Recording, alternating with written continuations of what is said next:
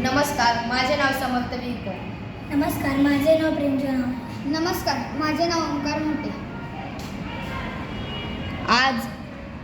आज आम्ही विकसित भारत अंतर्गत एक प्रोजेक्ट बनवलेला आहे.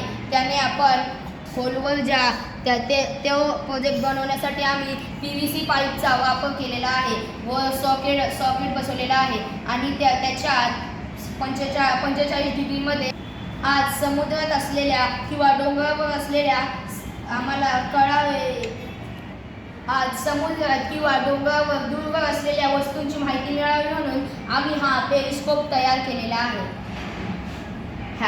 हा पेरिस्कोप तयार करण्यासाठी आम्ही PVC पाईपचा वापर केलेला आहे व त्याच्यात स्क्वेअर फिट केलेले आहेत आणि त्याच्या आतमध्ये एक सपाट आरसा 45 डिग्रीमध्ये फिट केलेला आहे.